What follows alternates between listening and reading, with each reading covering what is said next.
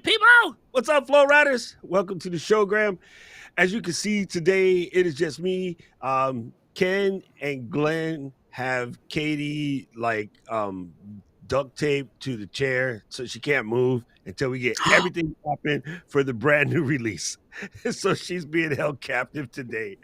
But that's okay. We have a pretty dope substitute, and I know you guys are going to love this. I've been, let's see, it's been about 2-ish years since I've worked at Ecamm, but about 2.5 since I've been using it. So our next guest has basically been in the community about the same time as me. And I remember like when we were all newbies hanging out together, there was like a bunch of us that all rolled in at the same time and always thought he was one of the cool cats in the gang. Just because he knew a lot about guitars, right? You guys know that my late father was big time like guitar guy, like he just loved music. So I learned a lot from him. Still can't play. So I'm super excited to have our guest on today.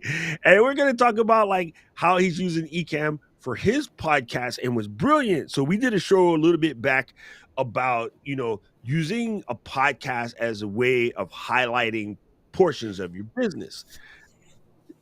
They have a fantastic setup for what they do for their podcast and their business and their live stream for their business. And so I'm not going to give you all the story. We're just going to pop right in. So, ladies and gentlemen, without further ado, Flow Riders, give a nice round of applause for Mr.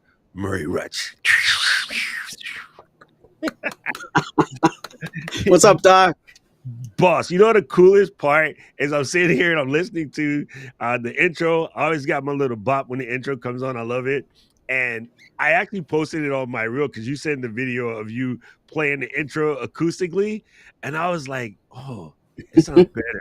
The person who made that who made the intro, I guess, for Epidemic Sound, they must have been on like a Costco Taylor because it sounds totally different coming out of one of those Martins over there.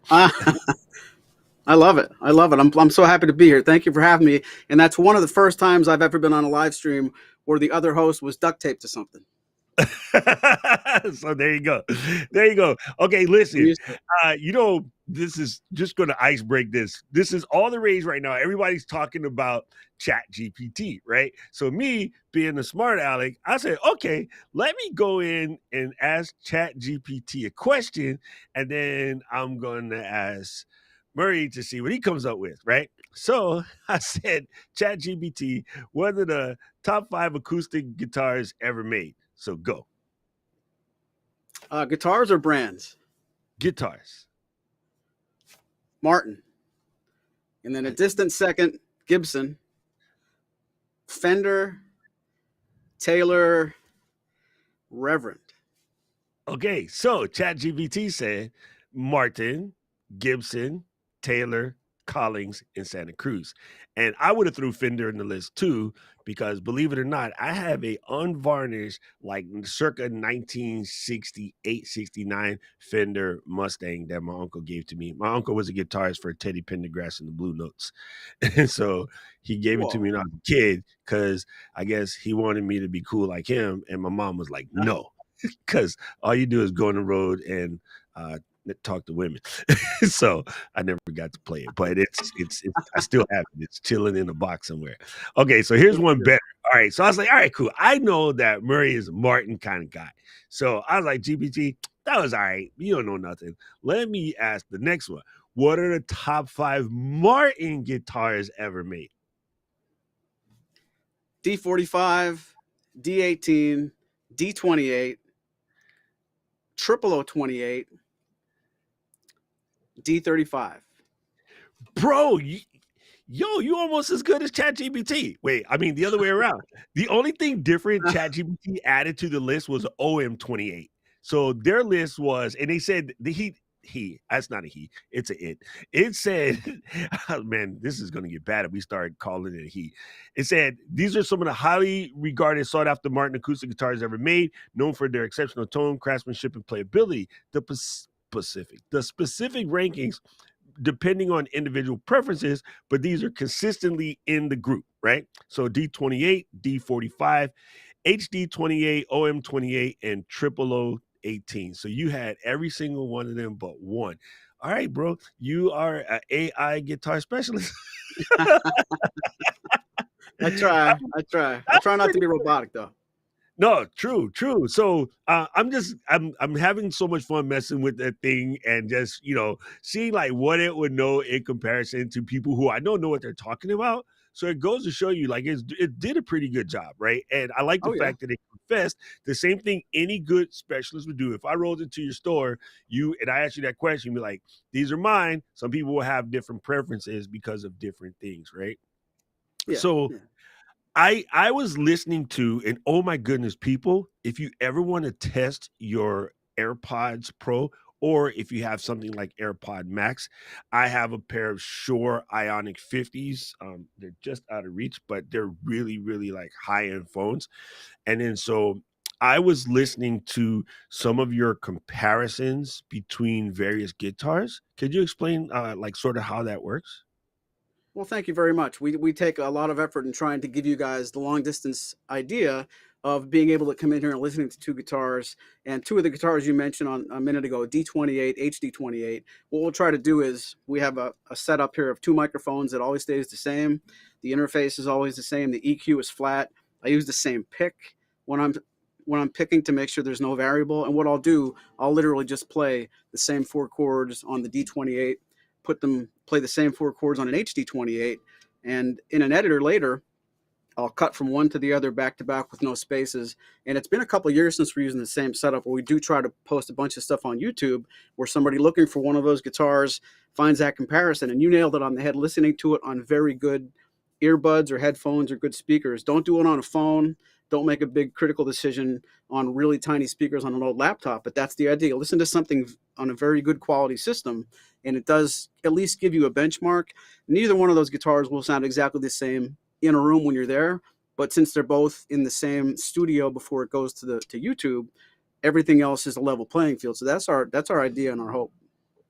Man, it's really true because like when I got my headphones, one of the things that I used to test it out was I can't reach it right now. It's right in the drawer. I have these DACs that I use, right? One is from like Pocket Fi, but it's called FIFO, and I would listen to different tracks. I love George Benson, always have. There's a really cool jazz album called A Twist of Marley, and this group they basically did sort of jazz classical guitar versions of Bob Marley songs, but in there's no singing in it, right? They just play the actual tracks. Super incredible album, super cool to listen Huh. to, especially if you're into guitars, because you can hear like the production quality is insane. So I would always use Nice. that to listen to my headphones to sort of test them out. When we had our electronic store, we would often use Acoustic Alchemy or that or Patricia Barber like Piano Bar or Blue Albums or Dinah Kroll as ways of letting people hear speakers. And man, you can literally pick up the difference and even just the subtle sounds of the way your hands move on the fretboard, right? You can hear that in a good pair of phones. Oh That's wow. not that's not going to work on the speakers, right? So I'm surprised that when I even switched my old AirPod Pros to my new AirPod Pros. A huge difference. it's Really? it's pretty incredible.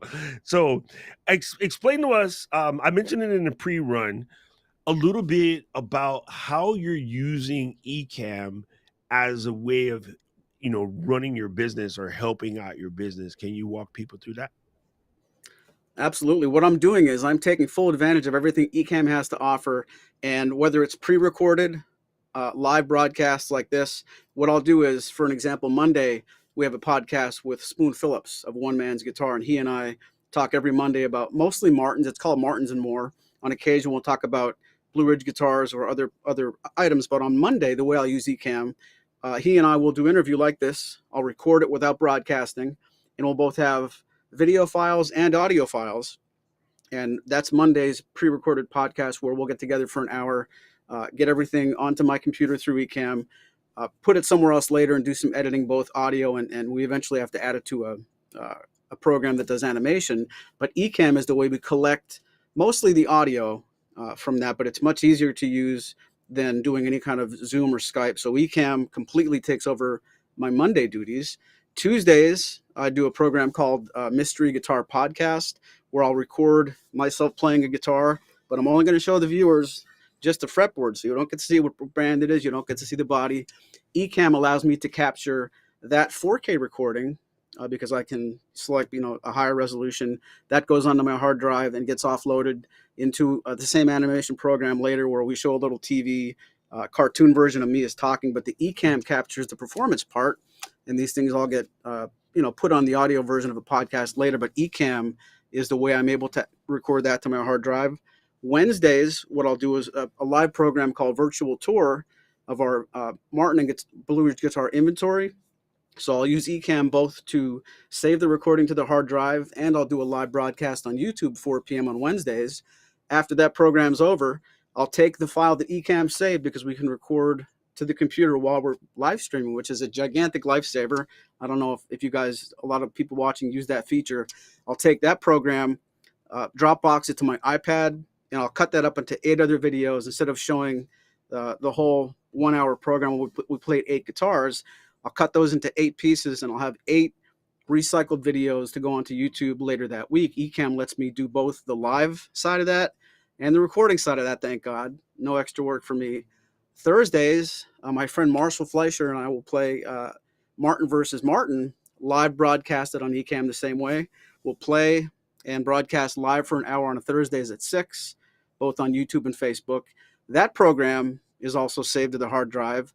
The next day, I'll take 2 or 3 tunes from that show, recycle them on Instagram or the other social media platforms. So Thursday, the same way. Ecamm lets me record our live show, put it on a hard drive, and put it out there live at the same time. So Ecamm literally gives me the opportunity to do 2 pre-recorded programs, 2 live programs, and upload up to 60 videos every month on YouTube, all because of Ecamm and what it can do. So.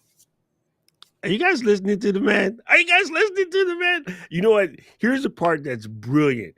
Right now, there is so much buzz around the industry about live selling, right?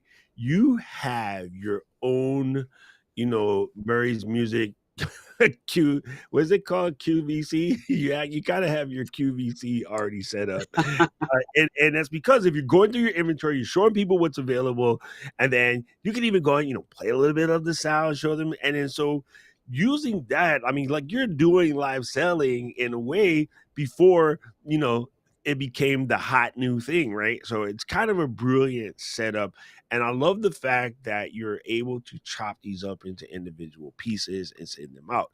So on your iPad, what are you cutting with right now? I'm using LumaFusion. I've had that for a couple of years now, and I was told now I should really start looking at DaVinci, but I'm so into the LumaFusion ecosystem. I think I'm just comfortable there, but that's what I use to chop stuff up. Yeah, I don't know if I would bother switching to DaVinci just because LumaFusion works. I use LumaFusion on my iPad as well. The only thing that's going to get LumaFusion out of my crubby little fingers is when we finally get, knock on wood, FCP for the iPad. Oh, really? Is that coming? Just so you know, there's actual wood. Okay, there's a little walnut keyboard rest. So, yeah, everybody's praying. Let's just put it that way. Everybody is praying that we get Final Cut Pro for the iPad because, yes, that I can do in my sleep, and I know it will be better than all of the above. Man, this is really cool. Incredible. So I watched the animation ones. Those are super funny just because I know what you look like, and so I'm watching animations, and to me, I'm laughing. It's really good. It's really good. What application did you use to do that? That's called Character Animator, and if you look really closely, this will be a little. You only find out from watching this program. I went to an artist on Fiverr. Is it Fiverr? And I gave him my emoji, and I gave him Spoon's Memoji, and I said, "Do the best you can." And he came back with what he came back with, and I realized I'm a lot grayer now than that emoji was from a couple years ago. So I asked him to change that. And I don't know, episodes 7, 8, 9, and 10, I'm still brown. And then episode 11, I completely aged. So if you ever watch that program, you're going to recognize from one Monday to the next Monday, I just got all exhaustedly old. It's because I didn't have a way of, I wasn't going to spend money with an artist to make me like a little bit older every week and trick you. I flipped the switch, but it's been a lot of fun. You know. Oh, that's super funny. Well, when after I came back from Japan and it wasn't cold, I was like, "Yo, this is the perfect time to like reset the beard and start all over," especially because it's a little cooler right now here in Honolulu. So yeah, I went and just shaved it all off. And the first day it felt weird because my face was cold. I had Oh, I had a big thick face for it for so long. So yeah, it's kind of crazy. All right, so I like what you're doing with Ecamm is so cool, and I think one of the things that is just going to be absolutely amazing. I don't know if you've played with this already in the beta, but I've been doing this for my Amazon videos. Is I've been taking my, put on the video ISO, right? So for those of you guys who are unfamiliar, ISO just means isolated. In Ecamm 4.0 beta, which will be non-beta in like, I don't know, 2 days. um, you can go into your recording settings and tell it to record the camera A feed, in which case it's my Camlink 4K with the Sony connected, and then camera B feed, which right now I'm using the Insta360 as my overhead, but I'm telling you, my overhead camera changes every 6 days because I'm just trying stuff out. And what's really cool, I'm doing an Amazon video now. I used to have to do this struggle bus between like holding things to the camera and then like, oh, let me get like a B-roll shot or whatever. Now I can just leave my hands down. I know that the overhead is recording it and getting that good shot. And then I don't have to cut while I'm recording. I can just record and talk about the product, keep the product in a standard position. So for you, right, you got maybe you can take an iPhone and point it at the sound hole, and then you can have like another camera pointed at the fretboard and the camera like you have right now. And you don't have to mess with it, right? Well, you're only going to connect two of those at the same time, but one way you could cheat is to take another computer and have it be the guest, and that guest is basically recording two more angles, right? ah, So you're recording all of those, but when you drop it in the Final Cut, right? Final Cut will stick it as a single clip, and all you do is use the angle switcher to switch angles when you need to switch angles. So maybe I hope I can help you now with that, even if you only need two. well, I'll Look, tell you if what, you I two have looks to is answer your cool. question, I have used the beta a little bit. I haven't done a live stream with beta, but I have because what I'll do is on a live stream, I will show the whole shot, and I will use my ATEM AT whatever it's called mini to go to this angle. But what I'm actually changing that in real time. So what I could do now, like you're saying, is I could record both of those ISO, and I don't know that I would change how I'm doing my live stream. But what Oh I no, could do is if I went away to the wrong camera live, I can use the feature with ISO. Correct me if I'm wrong, to change when, if, or how that switch happened. Right? yes. So like, because you're playing, right? If you stepped on the switch in the wrong position, you just go into your editor and slide it back to the other camera. You know what I mean? And it'd be fine. So it would I would say leave the live stream as it is. And one of the advantages you have ISO. Well, it depends on which version of the ATEM you got. Because on one of the ATEMs, you could actually just plug a hard drive in and then you get the ISOs, right? On the other ones, Not like we that. only see that as one camera. So we don't see that as individual cameras, but you could easily set up a backup feed that would be recording the B camera to us, with something like an iPhone. Oh, right. The way I'm doing mine now is your Ecamm seeing my cam link connected to one ATEM as one, not two. That's true. Good point. Correct. Right. Right. So what you do is just take an additional camera and point it however you want, fretboard or sound hole. I think that's the right term. Though if I say wrong terms, Yep, fix me. You know. you're perfect. And then you would be able to show, like, you would have it running. It's just recording in the background. It's recording the whole angle. So even right now, as I do this, right, without even thinking about it, I have my overhead here, and I can switch to my overhead, but it's already recording my overhead as an additional camera, right? So it's upside down right now, but that's easy to fix. And so it's already recording that. So if ever I wanted to show like me typing something, I don't have to cut away while I'm recording because it's going to mess up my brain, right? I'm doing something, I'm busy. I just know that it's always recording. And so it's always recording my fingers. I can go back in and grab it later. So that's something cool that you're going to have a chance to play around with in a couple of days. But man, I really love what you're That's awesome. doing for your setup, because it allows Thank you. people, especially those, I mean, your guys' audience, they know what they're talking about. I'm reading in some of the comments and stuff, and I'm like, oh my goodness, these people are pretty smart. My dad had a Gibson, and like technically weren't allowed to touch it, but I would always mess with it because it sounded so good, even though I didn't know what I'm doing. He had one of those like J200s, and man, you when you hear it like in I guess in close proximity, when you hear somebody that really knows how to get the sound out of an acoustic guitar, it is one of the more incredible sort of instruments. So what made you decide of all the things you could possibly play, and how come you didn't turn into a Stratocaster, long hair Van Halen wannabe? Ooh, I won't go on record saying I didn't do that first. I was electric first. My hair was pretty long. I couldn't play Eddie Van Halen, but I could certainly wish I would. My younger days, I was all into that, and I eventually discovered acoustic music and acoustic guitars maybe in the late '80s. And as soon as I did that, I recognized that Martin guitar. Maybe part of it was just knowing that Martin guitar was the guitar everybody wanted. The other part was it's just an hour down the road from where I grew up, so it was a Pennsylvania legend anyway. Whether you play guitar or not, if you live in Pennsylvania, you sort of know.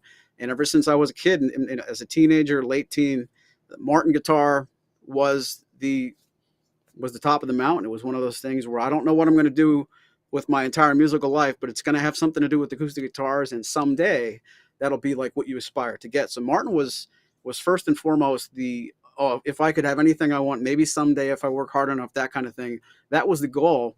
And then back in '03, when my wife and I didn't like the jobs we had separately, we decided let's work together. Let's quit the jobs we don't want to go back to and sell something. I had already been a member of the unofficial Martin Guitar Forum back 2002, and I thought maybe we could.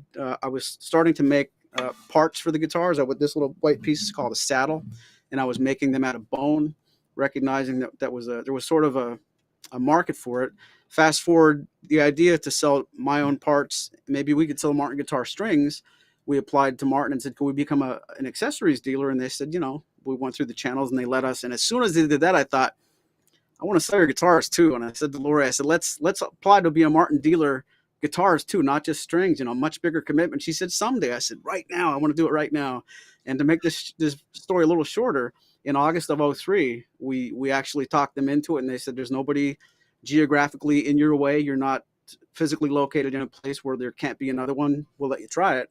And as soon as I was able to start selling Martin guitars after being a lifelong fan, you probably recognize it with Ecamm, and I know you used to be with Apple. When you have the opportunity to work with what you think is the best product, all you have to do is try not to be a jerk. And these products, if you just know what you're talking about, be in the right place, and don't ruin it, you can really do well in it. It's a testament to, we've been doing it. It's going to be this is our 20th year, and I've really, really worked extremely hard, both Martin and Blueridge, to just niche it down to one or two things that you use all the time, that you know everything about, that you would talk about all day anyway, and it'll come through in what you're doing. And that's sort of why it works. We never ventured out into drums or pianos or other brands of guitars. And if I have a really bad week at work and we don't sell anything, I spent the whole week talking about them, playing them, and showing them. And that's what I'm doing anyway. So that's been my secret. Man, that is so beautiful. And it's funny because as a YouTube coach, right, one of the things I always get is like, well, why do I want to niche? I want to do this, I want to do that. And I'm like, okay, like it's getting better. You can get away with it a little bit, but it's something about having one singular sensation. Sorry. There's something about having one just focus, right? Yeah, my people know I have musical Tourette's really bad. It comes from being a DJ and a longtime music lover. And when you have that one thing, right? One of my favorite books of last year, it was the Gary Keller's book called The One Thing. And he talked about if you're trying to improve your process, if you're trying to improve anything in your process. So maybe for you, you're trying to like level up something in your live stream, picking one thing and one thing only and attacking it for a long enough time that it's almost second nature to you will be better than trying to do a bunch of different changes at once. And when you find out for me, like in woodworking, right? And I guess it's the same thing for, I'm going to say this word wrong, a luthier. I like to say Luftwaffe. Is a luthier, is that the right terminology? for someone who builds a guitar? I'd say luthier, and I never think of the German Air Force when I say it, but Yeah, because you're a guitar guy. I'm a weirdo. What's the difference? But yeah, you can't when you're going to make changes, you can't change everything. You'd have to change one thing at a time, right? So, for instance, if you had a particular model that you were working on, and you wanted to change the sound, and say you were going to switch from one particular wood to a different wood, like say you were going to go to mahogany. Yes, I saw that version. Uh, if you're going to go to mahogany, you wouldn't take that and change the fretboard and change the size of the sound hole and change the size, the saddle. You can't change all of those. You got to change one. You got to switch to mahogany right. and then listen to it.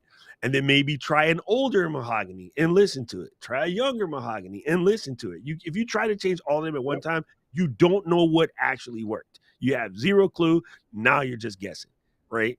So I think it's Entirely. brilliant that you said you're by focusing on particular brand and basically building your knowledge on it every day, 1% better, trying different things. It's just incredible. Now, here's a question that I just don't know the answer to. So I want to know this firsthand. If I picked up two different D28s from your inventory, do they sound different? Kinda. And I want to elaborate there. You wouldn't be wrong to say they do. What I've really found is the more money you spend with a guitar, if you're looking at guitars that cost 300 or 400 bucks, there's going to be more variety.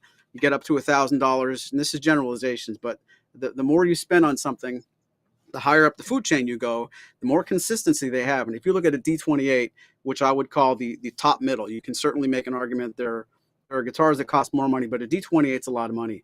Martin has to know how to make three of them sound similar enough that if I bring three of them in here and I sell one of them, somebody can't think, well, I don't want the other two. You sold the good one. That's not going to work at the manufacturing level, let alone at the dealer level. And so when you see sometimes people post on forums like I called my store and they sold me the good one, you always see somebody after that. It's like, well, what do they do with the dogs? These guitars sound so similar. It's not fair to say scientifically they're the same, but I guarantee anybody watching this or anybody listening to this, if you play two D28s at your favorite store and pick your favorite one, put them away, go back in an hour, put them away, go back the next day, I am very, very confident you won't pick the first one again. And it's just they can't be that different in 2023, or else you're going to have online sales are going to fail. Stores are going to be just littered with returns. If somebody does tell you you got to play the guitar first, they all sound different. There's some truth to that. But if you can't get to a store and you have to buy blindly, I'm as long as you're spending the right money and you're in the Martin Standard series and above for sure, even the 16 series, you're going to get a very consistent product. Does that mean they sound the same? No, I don't want to say that, but they sound so similar. You could make the argument that they are. That's funny because we have the same, in electronic sales, right? I've sold cameras for years, even broadcast cameras. So back in the day when we're selling $150,000 Sony, like Cine Alta camera, yeah, all four of them look different, but they look close enough. And there's a way to get them to match. But if you just took them straight out of the box and turned them on, they're a little different. They're not exactly the same. Really? But the average person would have no clue that they're different. Only us quote unquote pixel peepers would be able to tell the difference. And a lot of times it was just a matter of like heating up and breaking in. Whenever this is acoustics, so not really a lot of electronics involved, but electronics have to get to a certain temperature and settle down for all the soldering and everything to just kind of like be where it's at. So it just happens. That was Oh, cool.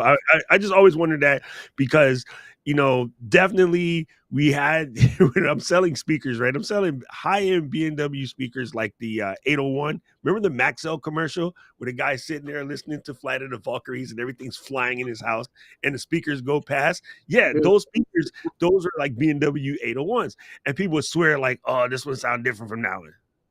I'm like, man, listen, $3,000 speakers sound the damn same. Like nobody knows the difference. It's just an idea. People get these weird ideas in their head, and I'm like, yeah, if I sat down, with some kind of acoustic test, I would probably find the difference. But I know you didn't hear that because according to your wife, you can't hear very good. So, it's kind of funny. I I really love just what you're doing with Ecamm, and you've always been, in the community helping out because we do have a lot of musicians, and I think it's a hard nut to crack as a musician, because there are so many, I swear, maybe photography, videography, music, and art in general, and most arts in general, there's always a wide range of opinions versus physics. So it's a hard thing. So I what agree. have you found has been the challenges that you've been able to ease by using Ecamm for your production and for your podcast? Well, before I answer that, I do want to say I've received as much help as I've given in that community. So it's one of those things. I am on record being in there, but as many times as I've answered someone's question, I've found a lot of answers. So kudos to everybody in there, whether you're just joining or if you've been there since I found it 2 years ago. And I'm embarrassed to say I'm probably years late before other people found it. But the thing that Ecamm really makes me feel comfortable, it makes easier for me, besides its features anyway, the fact that I mentioned a little while ago, it allows me to record and live stream at the same time. And I recognize my hard drive's filling up with everything we're doing live. The times that the things do become challenging, I'll try and tie it right back to what you said. You're a click away from either getting Ken or Glenn on the line.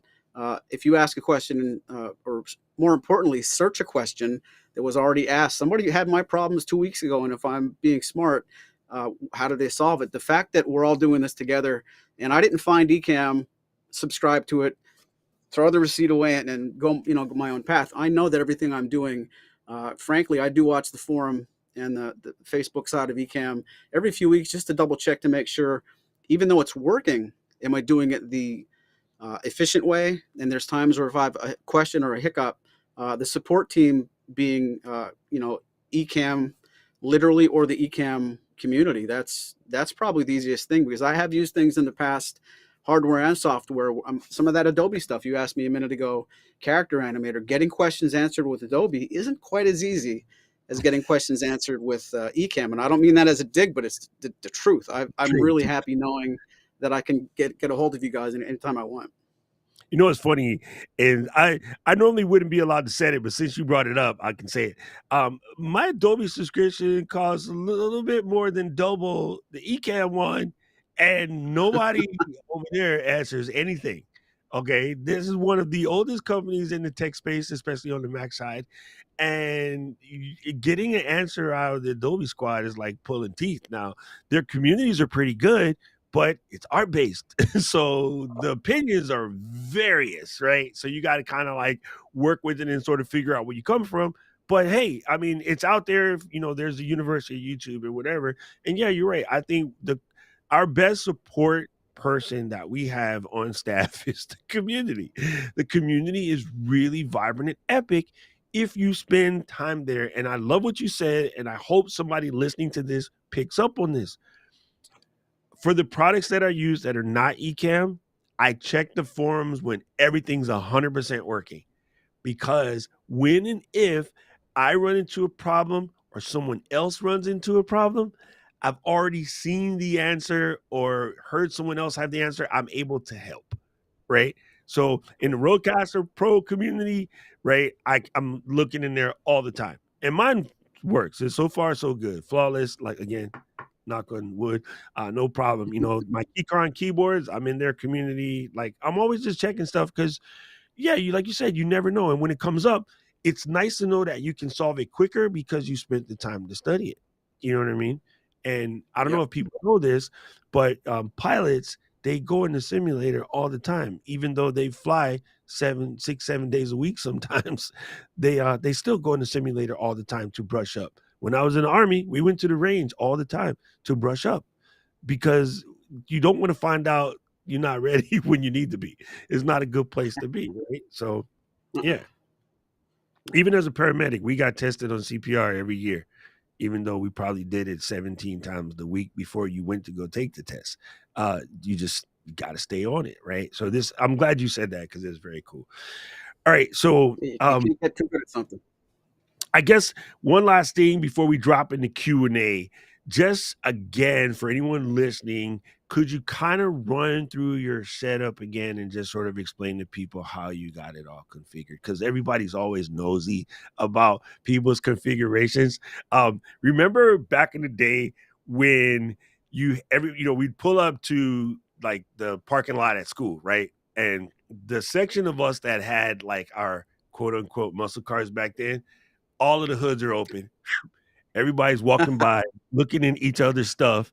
You know, like I had a '77 Mustang. I was proud to have my hood up at the time, and everybody's walking around looking. What's that? Oh, it's an Edelbrock.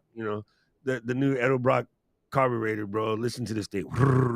So to me, when we start talking about studios, it gives me flashback of high school in the parking lot, like checking out everybody. Oh, are those hooker headers?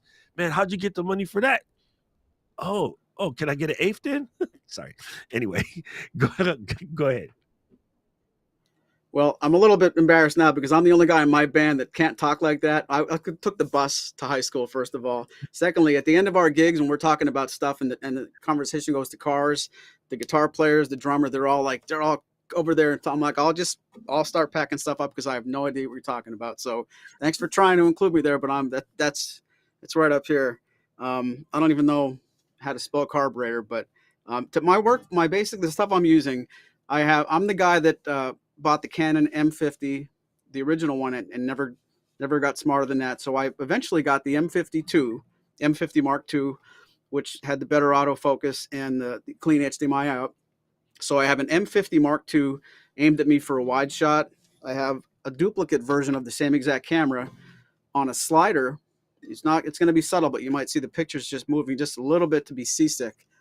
That's Yeah. the M50 Mark II number 2. So I have two of the same cameras going into an A10 Mini, and what I'll do is I'll switch between the sound hole camera and the wide shot camera. They're both going into a 2019, I'm almost sure, M1 MacBook Pro, which is a dinosaur by now because last week I saw the Hallelujah stuff from Doc Rock talking about M2. So this is an old computer, but it's working. It's I'm 2020, looking so at you're a good. big 42-inch TV that's showing me today. It's showing me the camera with Doc here, and it's typically showing me comments and reactions from my live streams and my scenes window.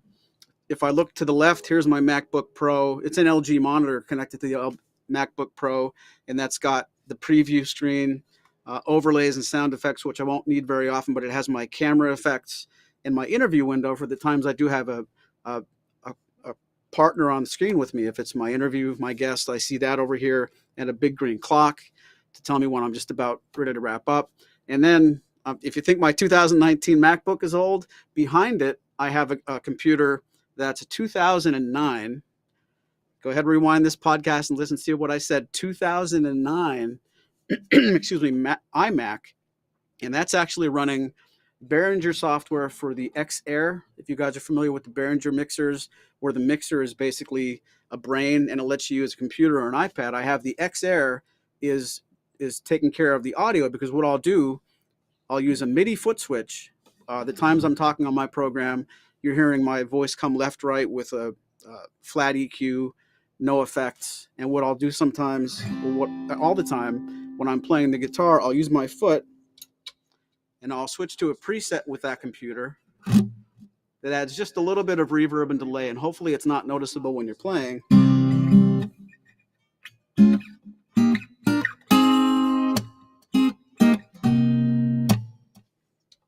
etc. So that lets me switch from, now I'm going to talk about the guitar again. You don't want to hear that. And when you do hear the guitar, it not only added a little bit of effects, it lowered the level so I'm not too loud. So in my opinion, that's giving the listener and the viewer a nice loud signal for voice. When I play the guitar, it's not too loud, a little bit of ambience with the effects, and that's switched with my foot. And really, besides that, it's just Ecamm. So I got two cameras into the A10 Mini. I have the microphones into the Behringer. And speaking specifically, I've got a Rode NT5 in front of me here on screen, and a Rode NTG2 shotgun just out of frame. You're going to hear it if I pull it, but this is the condenser shotgun. So I have a stereo setup. One of them just ends up being out of frame. For lights, I have two, I think they're pronounced Godox, like the little inexpensive flat panels right in front of me, and then a third one behind me as a hair light. And besides some acoustic treatment in the studio that might be too long for this podcast to go into details, I could certainly answer any questions later in email about what I've done to the room, because as Doc would know, none of this makes any difference at all or anything positive at all if the room doesn't sound good. So the room does sound good first. It's a studio first and a live stream podcast center second. But that's really it in a nutshell. And if I went through it too quickly, I'm so happy to talk in more detail about it off air. But that's basically what I'm using every week. And it's also the desk I work at. So when I'm working and it comes time to do my pre-recorded podcast or the live streams, I'm already where I need to be. And I literally just turn on the cameras and the lights and I'm ready to go. Man, that's a pretty cool setup. You know what's funny? My 2009 iMac, I just got rid of it because I just needed the space. And this is what I tell people all the time. The curse of Macs is they work and they work for a long time. And so what happens is we get in love with them or we start holding on to them when we probably should change them. So for my main business computer, I make it a point. I name everything. I always give them names, but I try not to fall in love with it because on its second birthday, she gone. I'm selling it. I'm going to replace it with something, the new version, because what happens is, okay, like, this was very common back in the day of fully loaded notebooks, 3,700 bones, right? The first time it took me to get the $3,700 to buy my first fully loaded, I'm ready to edit video computer. It took a long time, right? I was saving and saving and spending and saving and spending and saving. So when I finally got to the point where I could buy one, I was like, I can sell it the next year for $500 less than I paid for it. And then, 2 years later, and then I can replace it for the exact same money because the price never really changes. And so what that did is put you on the path to it's $250 a year to basically have the computer that you want. And then you can always sell a 2-year-old Mac for about $400 or $500 less than you paid for it because their resale value is good. Yesterday, this is so psycho. Yesterday, I'm looking up what is the cost of a 2016 gig Mac Mini. Now you remember that was an $899 computer. They're selling on eBay for $700. No, I swear. That's insane. So I'll go on Facebook borrowing it now and sell mine for $600 and then buy the new Mac Mini. Just insert the gap back, so you can buy the Mac Mini for $300. Right? I couldn't believe that. I couldn't believe the resale value is that high still on M1 Mac Mini. And I'm like, that's crazy because I get that on the high end, right? On the low end, I didn't expect it to be that good. But look at eBay for M1 Mac Minis. It's still relatively high. And I was like, but by setting yourself up like that, you never really run into a problem where you put too much time between your computer. So your 2000 MacBook Pro is flawless. I don't want you to change it, but don't hold it past 3 years. If sell it by the closer it gets to 3 years and swap it before you fall in love with it, because then you won't want to switch when the new M3 comes out. And it'll be harder to sell once the M3 comes out. So sometime this year, just pull the Band-Aid. It's good advice. Yeah. It's not like a guitar, right? When you got your guitar, you love that sucker, man. It's gonna be Lucille. And I think BB got like 17 or 18 Lucille's, but hey, Well, man, here's so cool. Never ever have we had somebody that could play the flow intro. It's so good. I love it. Every time you do that, it just cracks me up. This is a really cool insight into what you're doing. So before we go, could you just tell everybody how they could, keep up with you and listen to these amazing guitars? I'm telling you, fam, you could just listen to the inventory show while you're working. Because you just get good music playing, while you're doing your work, you're cleaning the house or whatever. It's a really good listen to in the background feed. Just put the playlist on of guitar comparisons and just let them roll because it's pretty epic. Anyway, tell people how they can find you. Well, that's a good idea. And before I say that much, I do want to invite you guys, if there's any questions I didn't get to speak about, please consider emailing me, support@maurysmusic.com, or find me on the Ecamm, whether it's the beta or the Facebook group. But if you have a question for me and we didn't get to talk about it, I'm certainly available later. But maurysmusic.com is where you'll find our website. You can find us on YouTube. Mondays, the program is called Martins and More with Spoon Phillips. Tuesday, it's Mystery Guitar Podcast, where I'll spend 5 or 6 minutes playing one guitar and you have to guess what it is. Wednesday is on Facebook and YouTube. It's virtual tour of our current inventory. The playlist is there for watching later on demand, but you get to see not necessarily new arrivals, but I'm going to pick 4 guitars that I've currently got in stock. The second part of that show is viewer requests. So you get to tell me, hey, I want to see a 0018, and if we have it in stock and it's close by and it's not in our next door building, we can pull that down in the second segment. That's Wednesdays. This is all on YouTube and Facebook. Thursdays, instead of selling you something, we're going to play guitars. That's 6 p.m. Facebook and YouTube. Martin versus Martin, where I play my guitars, and now we're just playing guitars and singing. And then Friday, you got to find something else because I'm here at the store, but I'm nowhere online. And that's the easiest way to get a hold of me is YouTube and Facebook. I love it. I love it on Fridays. Man, gang, that's it. We did it. We wrapped it up. We're going to slide into our Q&A section. Remember, if you want to get to the Q&A section, all you can do is come to Tuesdays to the live recording, right? I mean, that's it. If you show up for the live recording, you get to ask some Qs and we get to throw out some As. Maury, this has been freaking amazing. I won't tell Katie that you're a better co-host than her. Don't tell her I said that. I'm going to be fired tomorrow. Anybody looking for a job? You can't going to be the community manager after this. No, it was really amazing, man. You did a great job, and thank you for being such a key element to the community. You've always come in and been willing to share your knowledge, and you've always been open to learn. And I think that is that perfect mix if you're trying to do anything in this area. So, Flow Riders, hang tight. We got a couple of questions that we're going to answer real quick. All the rest of you guys, don't forget you can catch us at flow@ecamm.com if you want to send us an email, or you can find us all over the webs at flow.ecamm.com. And please, by all means, leave us a review if you like this, or share it with a friend on one of your favorite platforms. And we do allow you to send questions in through Volley, so you can reach us over on the Volley if you want to send a video question that way. Woo! All right, let's roll into the Q&A, and people will see you guys next week. Luis, I'll mix in the Speedify one after the fact. I'll send you a spot to drop in. Okay, so here are Tuesday Live. Let me get this one first. Tuesday Live wanted to know about multiple channels natively with Ecamm or Restream. Yeah, you just rolled into the neighborhood, huh? The version 4.0 drops on Thursday. It has multi-stream capability, and the beta's been out since, like, I don't know, last June. So most of us been doing it that way since like June. But the it's in the beta. If you don't want to wait 2 days, you can download the beta today. Paul will set you up with a link, but if not, just wait till Thursday. It'll be out, and then you can just update the version that you have, and you'll be good to go. All right. So let's see. Tuesday Live also said, has the main axe is a 28-year-old HD28 VR. All right, I see you. That's cool. And it's Ooh, love it.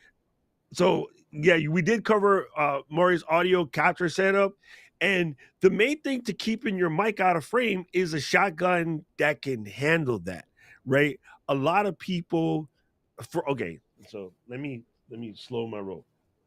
In my drawer of goodies right here, if I have one I want to get out of the shot, I would use my Octavia or something like Rode the 5. The 5 is designed for that level of distance, right? A lot of people are buying mics to put out of the shot that are kind of not the same. Like, I guess I would probably put up my, Sennheiser, which is designed for that. You know what I mean? I think people mix pencil mics and small diaphragm condenser mic. He has a condenser mic, so it's designed to be out of the shot. It will sound better. If you just throw a shotgun out there, it's not necessarily going to work because the receiver is back here. The tube is this long. The interference tube is just air and screen designed to break up and allow you to get the reflections in the room and things like that. So a lot of people just go get a long shape mic and go, oh, it's a shotgun. That's going to do exactly what I want. And it's not directional enough to get you the sound that you're looking for. So be careful. Make sure you're getting a small diaphragm like that, or like, these come in a stereo pair. So these are designed for pianos, acoustic guitars. So in theory, I would take the other twin and point one at the sound hole and one at the fretboard so I can pick up the fingers for the slide and mix it in. You know what I mean? So make sure you're getting something like that. This one's cool because the capsules are interchangeable. So that I just broke the capsule. The capsules are interchangeable, so I can switch No. to a different capsule for a different room. In the dead room where he is right now, this is the capsule I would use. It's a super cardioid. But if I was, say, in a bigger room, I might use a slightly wider cardioid to get some of that room sound. Anyway, that's it. Nice. I like your mic setup is actually perfect for what you're doing because yeah, I think everyone knows the road like NTG, which I have. It's literally sitting right here. Woo. This would not sound that good for what he's trying to do. Right? This one would not sound good at all for what you're trying to do. It would sound good on a handheld camera walking around and being within 2 feet, but that overhead might not sound as good. So just be careful with that. All right, let's see anything else. Paul, that wasn't a question. Paul, you confusing me. Paul said 16-inch M1 rolling keyboard, Rodecaster Pro 2, SM7B, ZVE10, same as me, and Insta360 Link, same as me, Ecamm Pro. So yeah, we're all the same except for I'm missing the rolling keyboard. Everything else is exactly the same. I'm just missing the rolling keyboard, and Thanks, the Paul. computer will be M2 next week Thursday. I didn't get my shipping Rub it yet. in. It's coming. It's coming. Man, yeah, Paul said he really loved your workflow. Thank you for sharing that because Thank Paul's you. doing a piano channel. And yet that idea, of being able to put a camera on your fingers and then maybe a camera overhead looking down at so you have two types of finger shots on the piano, right? One sideways where you get to see the ticklies, and then one overhead where people can see the finger placements, and then maybe one looking at your mug. I've seen Paul what he looks like. You can skip that camera if you wish. Oh, Bro, your setup is amazing. What you're doing is amazing. And I highly suggest thank you. anyone who is out here listening to this, anybody that came to the studio audience, please go and listen to it. And if you can, find the best headphones you have. Man, it's super. Yeah. Yeah, it's kind of nice and it's relaxing. You could string together all of the ones where you're playing songs and put them on a lo-fi type vibe. Well, it's not lo-fi is not the right word in this case, but a relax while you work track. So string all of those together into a single video that's about 2-3 hours long, and then just let that run, and then you'll get a lot of views on that video just because people want long uninterrupted music to listen to. So I'll definitely put your songs in there. So who's your favorite guitarist besides yourself? Well, it's a timely question. One of my favorites was David Crosby, rest in peace. I'm a big Crosby, Stills, Nash and Young fan. Really, really into Jackson Brown. I guess they'd be my top, but they got acoustic guitars woven through everything they do, and especially the Martin stuff. But I'm a big West Coast 1970s guy. I was born a little bit late, way far away from where I should be, but that's the stuff that's really inspired me. That's what I grew up listening to because I was born at the right time. Thanks. Why you had to bring up that, Maury? Damn it. We were friends now. Anyway, thank you, brother. I appreciate you. I got to go do my other stream. Man, this was super incredible. Yeah, you want to play us out instead of Luis playing the theme song? Just play whatever you want. Doesn't have to be the song. I, I think I should, and I want to thank you for having me. This has been so much fun. Katie, we missed you. Well, you got to come back next time. You owe us an appearance. Everybody involved at Ecamm, thank you for having me, and hope you guys have a great day.